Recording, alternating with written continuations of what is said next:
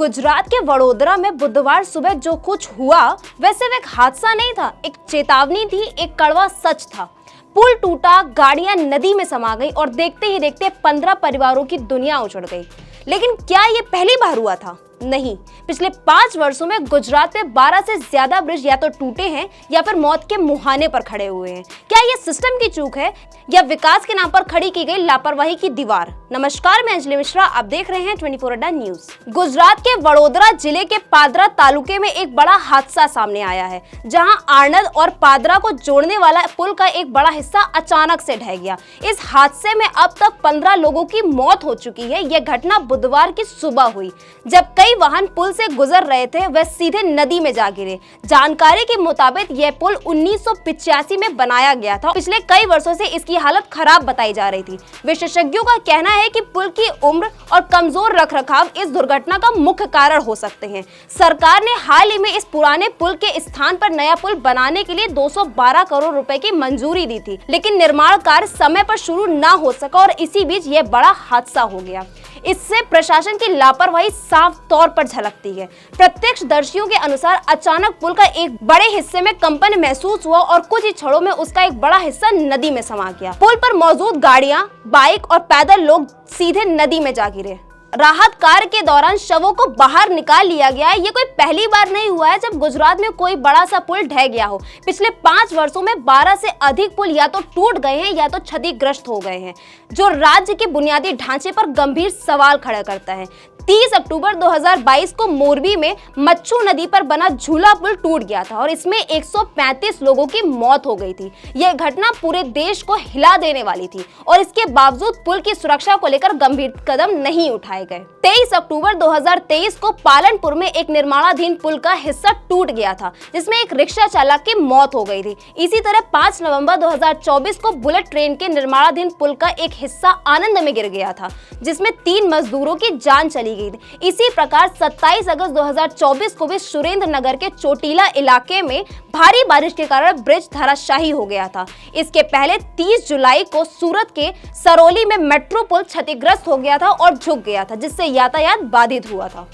2022 में अहमदाबाद के हटकेश्वर ब्रिज की स्टेबिलिटी रिपोर्ट में खतरे की चेतावनी दी गई थी और इसके बाद इस ब्रिज को बंद कर दिया गया, लेकिन ऐसी चेतावनियां अन्य स्थानों पर नजरअंदाज कर दी जाती हैं। पुराने पुलों की डिजाइन, निर्माण, तकनीकी और लगातार निगरानी की कमी के कारण इन घटनाओं का कारण बनते हैं। कई पुल ऐसे हैं जो 30 से 40 साल पुराने हैं और उनकी नियमित जांच तक नहीं होती है। हर हादसे के बाद 1-2 दिन तक चर्चा होती है और उसके बाद सब कुछ भूल जाया जाता है। अब वक्त आ गया है सरकार, इंजीनियरिंग फर्मों, ठेकेदार और लोक निर्माण विभाग यानी PWD की जवाबदेही सुनिश्चित करें और साथ ही सख्त कार्रवाई भी की जाए। गुजरात सरकार को चाहिए कि वे राज्य में मौजूद सभी पुलों की सुरक्षा ऑडिट करवाएं और उच्च जोखिम वाले ब्रिजों की जानकारी सार्वजनिक करें। इसके अलावा नए निर्माण कार्यों की गुणवत्ता की निगरानी के लिए स्वतंत्र तकनीकी एजेंसियों की नियुक्ति की जाए।